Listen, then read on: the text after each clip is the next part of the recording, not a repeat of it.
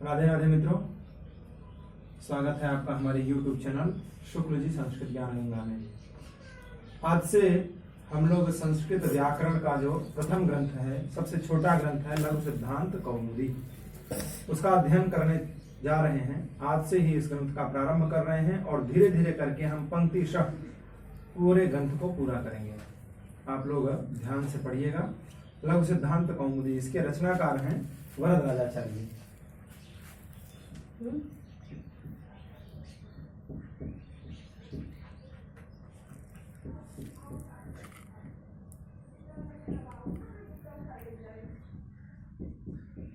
इसको लिखा है वरदराजाचार्य जी ने।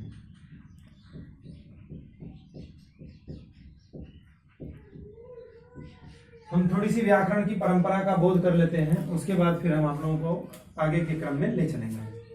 देखिए, व्याकरण का जो वैसे तो व्याकरण बहुत प्राचीन है और उसमें कई कई ग्रंथ हैं, लेकिन आधुनिक व्याकरण का जो प्रारंभ हुआ है, जिस व्याकरण का हम लोग अध्ययन करते हैं, वो प्रारंभ हुआ है पाणिनि जी से। कहां से? पाणिनि जी से। इन्होंने लिखा है अष्टाध्यायी। क्या लिखा है? अष्टाध्यायी। इसके बाद वार्तिककार है हमारे कात्यायन जी।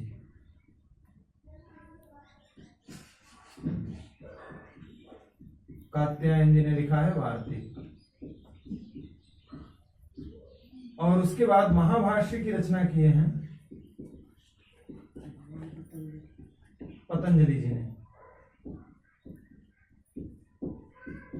और एक है वैयाकरण सिद्धांत कौमुदी।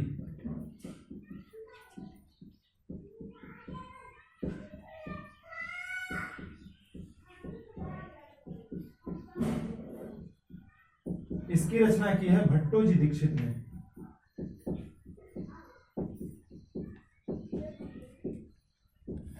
भट्टोजी दीक्षित जी ने। अब देखिए, सबसे पहले पाणिनि जी ने अष्टाध्यायी की रचना की। आप लोगों के पास अगर लघु सिद्धांत कौमुदी होगी तो उसमें टिप्पणी में नीचे एक श्लोक लिखा होगा, नृत्तावसाने नटराज राजो ननाद ढक्काम नव पंचवारम उद्धर्तु कामः सनकादि सिद्धा नेतद्विमर्शे शिवसूत्र जालम।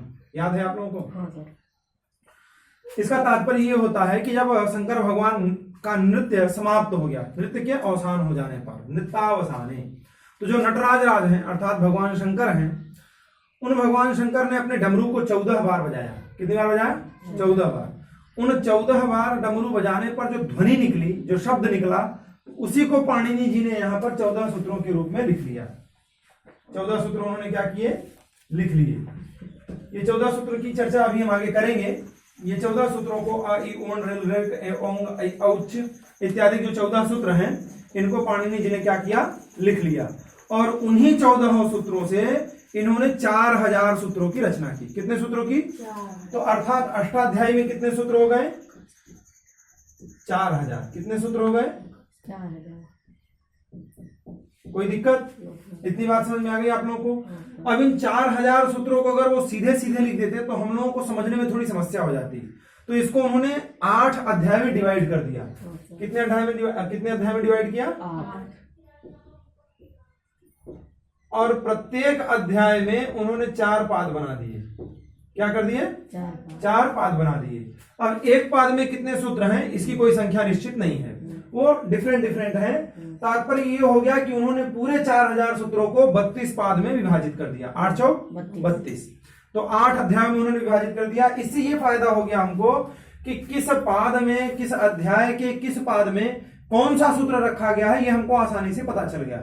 जैसे हम पहले अध्याय का पहला ही पाद जब अध्ययन करेंगे, पहले अध्याय का पहला पाद, तो उसमें सब संज्ञा करने वाले सूत्र हैं। जैसे वृद्धिरेचि, वृद्धिरादैच, वृद्धिरेचि तो संधि करता है, वृद्धिरादैच हो गया, अधेन गुण हो गया, ठीक है, रशकुतधिपे हो गया, सुप्तिंगंधम पदम हो गया, चुटु हो गया, ये सब क्या है? संज्ञा करने वाले सूत्र हैं। ठीक है, तो इन सब का अध्ययन, इन सबको उन्होंने कहाँ रखा? तो पहले अध्याय के पहले पाद में रखा। तो इससे ये डिवाइड होने से हमको ये फायदा हो गया कि कहां पर क्या रखा गया है, ये हमको समझने में थोड़ी आसानी हो जाएगी। ठीक है, उसके बाद अब ऐसा होता है कि जब कोई सॉफ्टवेयर चलते रहता है हमारे कंप्यूटर में या हमारे मोबाइल फोन में, तो उसमें कभी कभी क्या होता है कि कोई गड़बड़ी होने के कारण या कोई अच्छी चीज आने के कारण उसमें नया वर्जन आ जाता है। तो हम जब नए वर्जन को अपडेट कर लेते हैं तो वो और अच्छा हो जाता है। तो पाणिनि जी ने जब ये 4000 सूत्रों की रचना की तो कई ऐसे शब्द आ गए जो पाणिनि जी के सूत्रों से सिद्ध नहीं हो पाते थे। तो उन शब्दों को सिद्ध करने के लिए, ताकि वो भी सिद्ध हो जाएं, वार्तिककार जो कात्यायन जी, इन्होंने वार्तिक की रचना कर दी। किसकी रचना की? वार्तिक की। अब जो शब्द अष्टाध्यायी के सूत्रों से नहीं सिद्ध हो पाते थे वो वार्तिक से सिद्ध हो जाते थे। अब वार्तिक में भी अगर कहीं कहीं कोई समस्या आ गई, कोई सूत्र का अर्थ समझ में नहीं आ रहा है या और किसी प्रकार की समस्या आई, तो उसके लिए पतंजलि जी ने महाभाष्य की रचना कर दी। पतंजलि जी ने महाभाष्य लिख के एक नियम विशेष बना दिया कि अगर ऐसा है तो ऐसा हो जाएगा, ऐसा है तो ऐसा हो जाएगा, ऐसा है तो ऐसा हो जाएगा। यहां पर अगर ये सूत्र आपको नहीं समझ में आ रहा है तो उसके लिए उन्होंने एक विशेष नियम बना दिया कि इस सूत्र को हम कैसे समझें। जैसे अभी आप लोग आगे पढ़ेंगे कि अ ई उण, इसमें भी ण आया है और जो लण सूत्र है उसमें भी णकार का ग्रहण किया गया है। हय व रट में भी हकार का ग्रहण किया गया है और हल में भी हकार का ग्रहण किया गया है। तो आखिर 2 हकार और 2 णकार का ग्रहण क्यों किया गया है, इत्यादि का समाधान पतंजलि जी ने अपने महाभाष्य नामक ग्रंथ में किया है। उसके बाद हम देखेंगे वैयाकरण सिद्धांत कौमुदी, भट्टो जी दीक्षित जी ने जिसकी रचना की है। अब भट्टो जी दीक्षित जी ने ये वैयाकरण सिद्धांत कौमुदी में पूरे 4000 सूत्रों को लिख दिया है, लेकिन पाणिनि जी के क्रम से इन्होंने नहीं लिखा है, इन्होंने अपने हिसाब से लिखा है। अपने हिसाब से यहां वहां से उठा के सूत्रों को एक नए रूप में एडजस्ट करके, ताकि हम जैसे लोगों को भी आसानी से समझ में आ जाए, उन्होंने वैयाकरण सिद्धांत कौमुदी की रचना कर दी। इन्हीं के शिष्य हुए श्री वरदराजाचार्य जी। वरदराजाचार्य जी ने देखा कि अब आगे आने वाले जो विद्यार्थी हैं उनकी बुद्धि क्या है, बहुत कम हो गई है, उनको समझ में बहुत कम आता है। तो लगभग 12000 सूत्रों पर, सॉरी 1200, कितने सूत्रों पर, टोटल कितने सूत्र हैं पाणिनि जी के? 4000। उन 4000 में से मात्र लगभग 1200, हो सकता है कुछ ज्यादा या कम भी हो सकता है, तो लगभग 1200 सूत्रों को लेकर के इन्होंने एक ग्रंथ की रचना की जिसे हम कहते हैं लघु सिद्धांत कौमुदी। कोई समस्या? अब इस लघु सिद्धांत कौमुदी के अंदर भी हमें सूक्ष्म रूप से व्याकरण का बोध भी हो जाएगा और उसके साथ साथ हमको ज्यादा मेहनत भी नहीं करनी पड़ेगी। अब लघु सिद्धांत कौमुदी, इसमें लघु पद का क्या अर्थ है, सिद्धांत पद का क्या अर्थ है और कौमुदी पद का क्या अर्थ है, इसका विवेचन हम देख लेते हैं। लघु मतलब तो छोटा होता है, ये आप लोग जानते ही हैं। उसके बाद सिद्धांत का मतलब होता है वादी प्रतिवादीभ्याम निर्णीतोर्थः कौमुदी सिद्धांत। वादी और प्रतिवादी ये जब दोनों इकट्ठा होते हैं तो उनके अंदर शास्त्रार्थ के अनंतर, शास्त्रार्थ होने के बाद जो एक निर्णय वाला अर्थ निकाला जाता है उसी को हम कहते हैं सिद्धांत।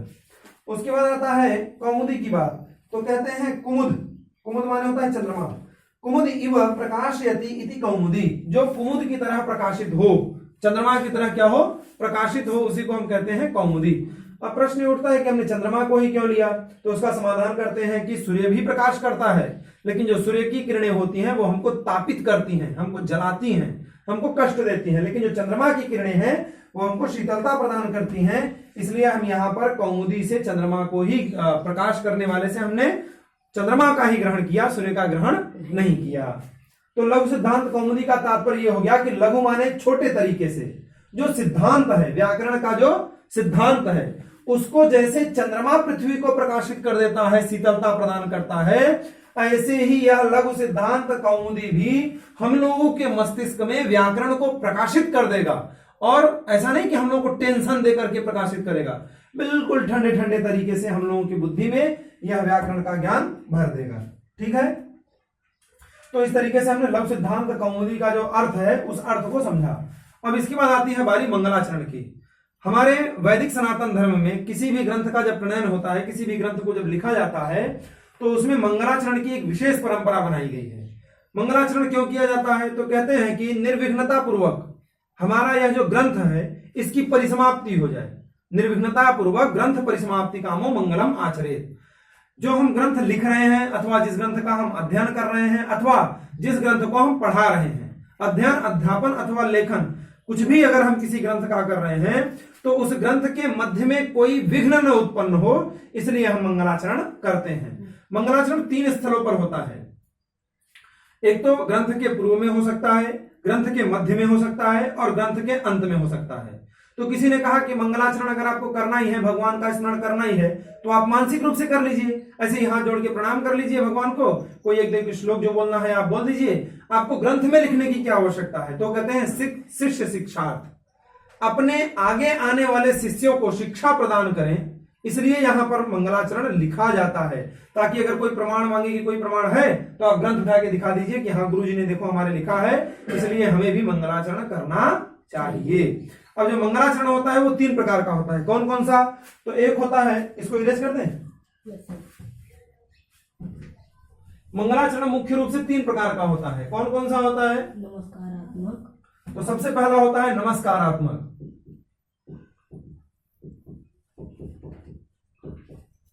और दूसरा होता है आशीर्वादात्मक,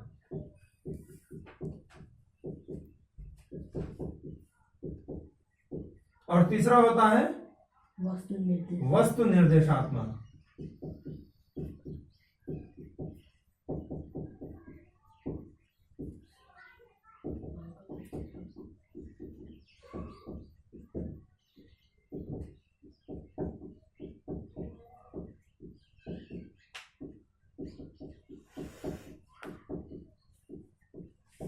ठीक है। अब नमस्कारात्मक मंगलाचरण किसको कहते हैं? तो नमस्कारात्मक मंगलाचरण उसको कहते हैं जहां पर हम किसी देवी देवता अथवा अपने गुरु भगवान को प्रणाम कर रहे हो, नमस्कार कर रहे हो, वहां पर कौन सा मंगलाचरण होगा? नमस्कारात्मक मंगलाचरण। और अगर हम ठाकुर जी से या तो आशीर्वाद प्रदान कर रहे हैं या तो हम अपने शिष्यों को आशीर्वाद दे रहे हैं, इस तरीके का अगर कोई श्लोक आपको मिलता है तो वहां पर आशीर्वादात्मक मंगलाचरण हो जाता है। और अगर हम ये बताना चाहते हैं कि ग्रंथ में क्या लिखा गया है, तो उसके प्रति जब हम बोधित करते हैं तो वहां पर वस्तु निर्देशात्मक मंगलाचरण होता है। जैसे नमस्कारात्मक में कहीं भी देख लीजिए, वर्णानाम अर्थसंज्ञानाम रसानाम छंदसामपि मंगलानाम च कर्तारौ वंदे वाणी विनायकौ।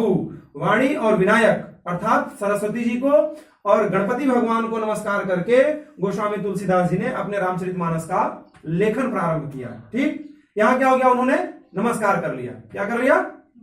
नमस्कार कर लिया। अब आशीर्वादात्मक मंगलाचरण कहां है? तो आशीर्वादात्मक मंगलाचरण आप लोगों ने अभी नहीं पढ़ा है, लेकिन ये अभिज्ञान शाकुंतलम का जो पहला मंगलाचरण है, जो पहला श्लोक है, नांदी जिसको कहते हैं, उसमें लिखा गया है या सृष्टु सृष्टुराद्या वहति विद्युतम या हविर्या च होत्री। लास्ट में कहते हैं कि वो ईश, जो अष्ट रूप प्रकृति के जो ईश हैं, ऐसे भगवान शंकर वो वह पात हम लोगों की क्या करें? रक्षा करें, हम लोगों को आशीर्वाद बनाकर रखें। ऐसा अभिज्ञान शाकुंतलम के मंगलाचरण में कहा गया है। तो वहां क्या हो गया? आशीर्वादात्मक मंगलाचरण हो गया। अब ये वस्तु निर्देशात्मक मंगलाचरण क्या है? तो उसके लिए भी आप लोगों ने रामचरितमानस में सुना ही होगा कि नाना पुराण निगमागम सम्मतम यद रामायणे निगदितम कुचिदम नतोपि स्वांतः सुखाय तुलसी रघुनाथ गाथा भाषा निबंध मति मंजुल मातनोति। कि ये जो हम रामचरितमानस का प्रणयन करने जा रहे हैं, कोई नया ग्रंथ नहीं है। बोले फिर क्या है? तो बोले नाना पुराण निगमागम, जो विभिन्न प्रकार के पुराण निगम आगम वेद हैं, उन्हीं का जो सार सर्वस्व है उसी को मैं इसमें लिख रहा हूं। अर्थात उन्होंने वस्तु का बोध करा दिया कि मेरे इस ग्रंथ में क्या लिखा है, तो नाना पुराण निगमागम ने जो कहा है वही मैं अपने रामचरितमानस में लिख रहा हूं। मेघदूतम में कालिदास जी ने भी लिखा है, कश्चित कांता विरह गुरुणा याद स्वाधिकारात् प्रमत्तः शापे नास्तं गमित महिमा वर्ष भोग्येण भर्तुः यक्षशक्रे जनकतनया स्नान पुण्योदकेषु स्निग्ध छाया तरुषु वसतिम रामगिरियाश्रमेषु। उन्होंने वहां पर ये बता दिया कि आगे जो ग्रंथ हम मेघदूतम की रचना करने जा रहे हैं उसमें किसका वर्णन है। तो इस तरीके से यक्ष और यक्षिणी के विरह का वर्णन हमने उसमें किया है। तो इस तरीके से वस्तु निर्देशात्मक मंगलाचरण के द्वारा उन्होंने वस्तु का निर्देश कर दिया कि हम अपने ग्रंथ में किस चीज को लिख रहे हैं। इतनी बातें समझ में आ गई। अब हम चलते हैं अपने मंगलाचरण पर। तो जो लघु सिद्धांत कौमुदी में मंगलाचरण दिया है वो कुछ इस तरीके का है।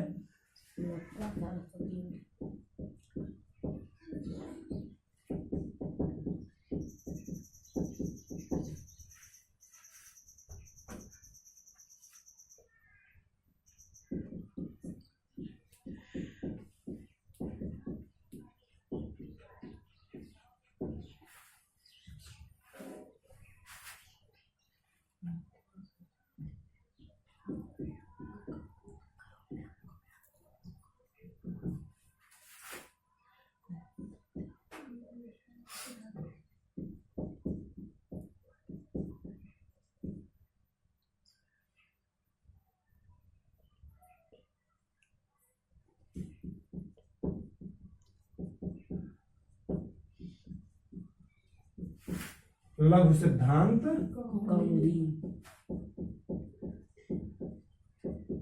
कौमुदी।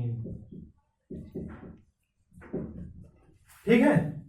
नत्वा सरस्वतीं देवीं, नत्वा सरस्वतीं देवीं शुद्धां गुण्यां करोम्यहं पाणिनीय प्रवेशाय लघु सिद्धांत कौमुदी। अब यहाँ पर देखिए नमस्कारात्मक मंगलाचरण है। कैसे पता चला? क्योंकि यहाँ नत्वा पद आ गया। नत्वा माने नमस्कार करके, क्या करके? नमस्कार। तो नमस्कार कर रहे हैं तो कौन सा मंगलाचरण हो गया? नमस्कारात्मक मंगलाचरण हो गया। कोई समस्या, कोई दिक्कत नहीं ना? अब देखिए हम इसका अन्वय करके अर्थ निकालेंगे। यहाँ अहम पद है, इसको जब हम खंड करेंगे, आप लोग जब संधि पढ़ेंगे तो यहाँ यण संधि है, करोमि और अहम, ये पद है कि नहीं? यहाँ ई को जब हो जाता है तो करोम में हम बन जाएगा। कोई समस्या? अब देखिए यहाँ पहले हम अहम पद बोलेंगे, अन्वय करके श्लोक का अर्थ आसानी से निकाला जा सकता है। तो अहम, अहम माने मैं, अहम माने मैं, जो ग्रंथ का लेखन कर रहे हैं। तो ग्रंथ का लेखन कौन कर रहा है? वरदराजाचार्य जी।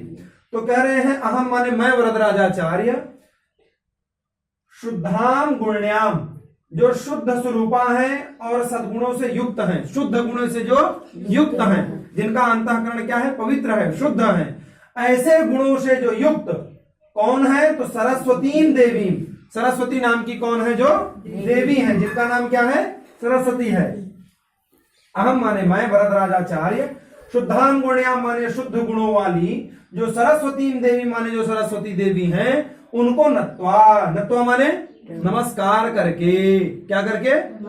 फिर से देख लीजिए, अहम माने मैं वरदराजाचार्य, शुद्धाम गुण्याम, जो शुद्ध गुणों वाली हैं, ऐसी कौन है? तो सरस्वती देवी, कौन है? सरस्वती देवी, सरस्वती नाम की एक देवी हैं, उनको नत्वा, नत्वा माने नमस्कार करके। बोले आप इनको नमस्कार करके क्या कर रहे हैं?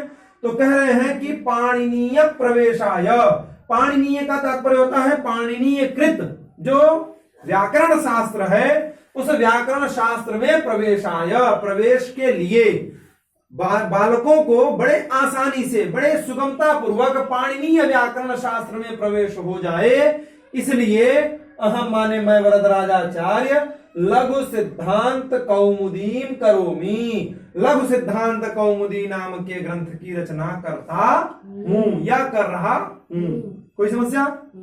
पुनः एक बार हम पश्यतु, एक बार फिर से देख लीजिए। अहम माने मैं वरदराजाचार्य, शुद्धाम गुण्याम माने शुद्ध गुणों वाली, जो सरस्वती देवी माने सरस्वती देवी हैं, उनको नत्वा माने नमस्कार करके, प्रणाम करके।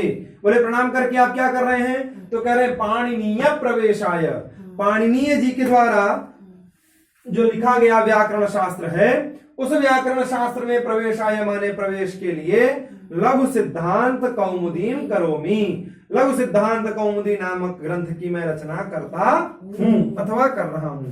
इतनी बातें समझ में आ गई? ये मंगलाचरण लग जाएगा, कोई दिक्कत? अन्वय वगैरह सब लग जाएगा ना? आगे चलें। आगे देखिए 14 सूत्रों की बातें बताई गई है। ठीक है, 14 सूत्र कौन कौन से हैं?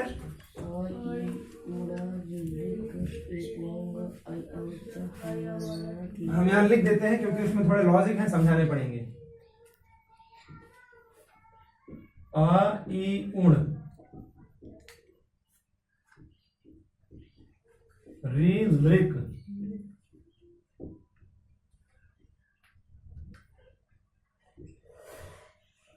ए ओंग,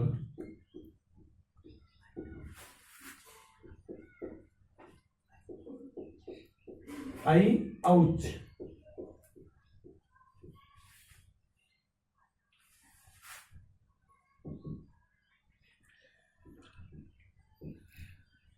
हय वरट,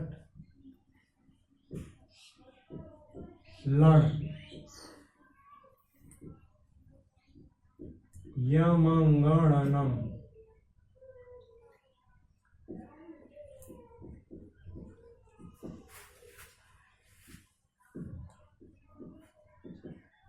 झभय,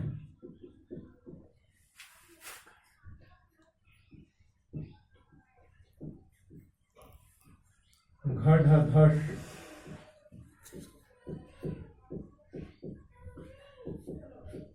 जब गड दश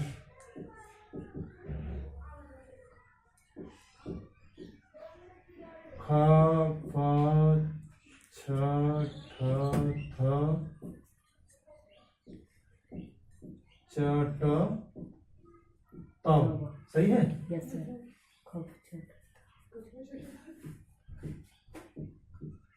कपय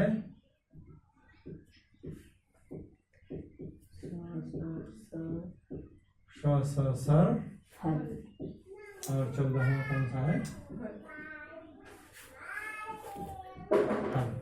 ये हमारे कितने सूत्र हैं? 14 सूत्र हैं। एक बार उच्चारण करके देख लीजिए। अ इ उण ऋ लृ ए ओंग ऐ औच हय व रट लण ञ मंगण नम झभय घ ढ धश ज ब ग ड दश ख फ छ ठ थ च ट तव कपय श ष सर और हल। 14 सूत्र हो गए। अब इसमें देखिए इन्होंने पाणिनि जी ने इन 14 सूत्रों को इसी क्रम से क्यों लिखा? इस क्रम का एक विशेष महत्व है। क्या महत्व है? तो देखिए बताते हैं। यहां पर ये ऊपर के जो चारों सूत्र हैं आ इ उण ऋ लृ ए ओंग ऐ औच, ये हो गए हमारे स्वर। स्वर क्या हो गए हमारे? स्वर। आज तो हमको तब पता चलेगा जब हम प्रत्याहार बनाएंगे। और उसके बाद ये जो बाकी 10 सूत्र बचे ये हमारे हो गए व्यंजन। क्या हो गए? व्यंजन। अब स्वर में देखिए हमको कोई शंका नहीं है क्योंकि अ इ उ ऋ ऋ ए ओ ऐ औ ऐसा हमने नॉर्मली पढ़ा भी है, इसलिए उसी क्रम से लिखा है, इसलिए हमको कोई समस्या नहीं है। सिर्फ जानना इतना है कि स्वर कितने होते हैं संस्कृत में? तो 1 2 3 4 5 6 7 8 9 कितने स्वर होते हैं? सिर्फ 9। ये आप ध्यान में रखिएगा, ठीक। और व्यंजन कितने होते हैं? तो 1 2 3 4 5 6 7 8 9 10 11 12 13 14 15 16 17 18 19 20 21 22 23 24 25 26 27 28 29 30 31 32 33 कितने होते हैं? 33। ये हल का हमने इसलिए नहीं किया क्योंकि हम ह पहले एक बार गिन चुके हैं। हयावरट में ह है, ठीक है ना? तो एक बार हमने ह का ग्रहण कर लिया है। अब ये 2 बार ह क्यों लिखा गया है, 2 बार ण क्यों लिखा गया है, अ इ उण में और लण में दोनों में णकार का ग्रहण क्यों किया गया है, ये बातें हम यथाक्रम से जैसे जैसे सूत्र आएंगे उसी हिसाब से बताते चलेंगे, ठीक है। अब हम पहले केवल इतना समझते हैं कि इन्होंने क से क्यों नहीं प्रारंभ किया है, ह से प्रारंभ करने का क्या मतलब हो गया। तो देखिए इन्होंने ये कहा है कि आप पहले के 2 जो सूत्र हैं इनको कहते हैं अंतस्थ वर्ण। क्या कहते हैं? इसमें ह का ग्रहण नहीं किया जाएगा। ह का ग्रहण हम बाद वाले से कर लेंगे। और ये जो दोनों सूत्र हैं ये ऊष्म वर्ण है। क्या है? ऊष्म वर्ण है, ठीक है। ये दोनों बात हमेशा याद रखिए। य व र ल ये क्या हो गए हमारे? अंतस्थ वर्ण। और श श स ह ये हमारे क्या हो गए? ऊष्म वर्ण। ये अंतः में स्थित होते हैं इसलिए अंतस्थ वर्ण कहे जाते हैं। और इनको बोलने से थोड़ी गर्मी शरीर में पैदा होती है इसलिए इनको ऊष्म वर्ण कहा जाता है। ऊष्म माने होता है गर्म, ठीक है। अब हमारे बचे कितने सूत्र?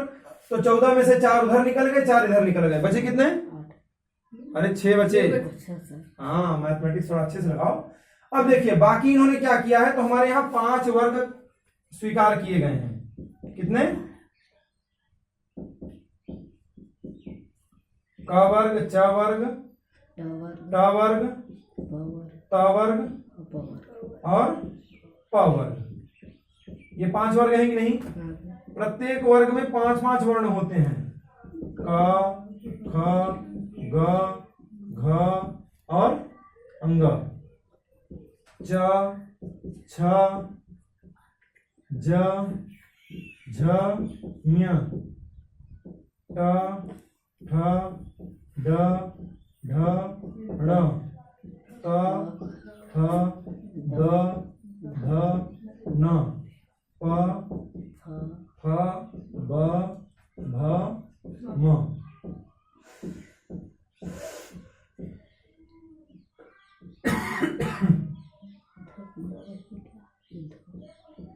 ठीक है। ये प्रथम वर्ण है, ये द्वितीय है, ये तृतीय है, ये चतुर्थ है और ये लास्ट का जो अंग है ये पंचम वर्ण है। ठीक है, कोई दिक्कत? अब देखिए पाणिनि जी ने जो इन सूत्रों को इस क्रम से लिखा है, इस क्रम से लिखने का एक लॉजिक विशेष है। उन्होंने पहले सूत्र में क्या किया है कि प्रत्येक वर्ग के, चाहे क वर्ग हो, चाहे च वर्ग हो, चाहे ट वर्ग हो, चाहे त वर्ग हो, चाहे प वर्ग हो, प्रत्येक वर्ग का जो पंचम वर्ण है उन पंचम वर्णों को उन्होंने पहले सूत्र में लिख दिया है, जहां से हम प्रारंभ कर रहे हैं। पहले सूत्र में माने 7वां नंबर जो सूत्र है। देखिए यह भी पंचम है कि नहीं, म भी पंचम वर्ण है कि नहीं, ग भी पंचम वर्ण है, ड़ भी पंचम वर्ण है और न भी पंचम वर्ण है। तो सबसे पहले उन्होंने किसको लिख दिया है? पंचम वर्ण को। पंचम वर्ण के बाद जब फिर पहले आएंगे तो फिर उन्होंने चतुर्थ वर्ण को लिखा है। कौन कौन सा? झ, भ, घ, ढ, ध, ये पूरा चतुर्थ वर्ण है। उसके पहले आएंगे तो फिर उन्होंने क्या किया है? ज, भ, घ, ढ, ध, ये उन्होंने क्या किया है? तृतीय वर्ण को लिख दिया है। उसके बाद फिर उन्होंने ख, फ, छ, ठ, थ, यहां तक उन्होंने क्या किया है? द्वितीय वर्ण को लिख दिया है। उसके बाद च, ट, त और क, प, इससे इन्होंने क्या किया? प्रथम वर्ण को लिख दिया है। अब इससे फायदा क्या होगा? फायदा यह होगा कि जब हम प्रत्याहार का निर्माण करेंगे तो प्रत्याहार में घटाने में हमको किसी भी प्रकार की समस्या नहीं होगी। और जब पाणिनि जी को सिर्फ पंचम वर्ण की आवश्यकता होगी नासिका इत्यादि बताने के लिए, तो वो केवल यम कह देंगे तो इससे ग्रहण हो जाएगा कि ये सारे नासिका वाले ही इसमें वर्णों का ग्रहण किया गया है। ये इसमें प्रॉफिट हो जाता है। कहां कैसे प्रॉफिट होगा आप लोग इसको ध्यान में रखिए। आगे जैसे ही जहां पर ये बातें आएंगी मैं वहां पर समझाऊंगा कि देखिए सूत्रों से ये फायदा होता है। तो यहां पर क्या है? अंतस्थ वर्ण उन्होंने पहले लगा दिया। उसके बाद श, हर को इन्होंने ऊष्म वर्ण जो था उसको उन्होंने बाहर निकाल दिया। ये ऊष्म वर्णों को इन्होंने साइड में रख दिया। और उसके बाद बचे जो 6 सूत्र हैं उन 6 सूत्रों में उन्होंने क वर्ग, च वर्ग, ट वर्ग, त वर्ग और प वर्ग के प्रत्येक वर्णों को माने कुल मिला के 25 वर्णों को उन्होंने लिख दिया है। तो इस तरीके से हमने पाणिनि जी के 14 सूत्रों को सूक्ष्म रूप से हमने पढ़ लिया है। अब आगे की पढ़ाई हम कल करेंगे, क्योंकि आज के वीडियो ज्यादा लंबी हो जाएगी तो आप लोगों को बड़ी समस्या हो जाएगी। आप लोगों को अगर हमारी वीडियो अच्छी लगे तो उसे लाइक जरूर करिएगा और कमेंट करके हमको जरूर बताइएगा कि आप लोगों को हमारी वीडियो कैसी लगी। और अपने दोस्तों के साथ शेयर भी करिएगा और ज्यादा से ज्यादा चैनल को सब्सक्राइब करिएगा। आज की क्लास में इतना ही। राधे राधे, जय सिया राम।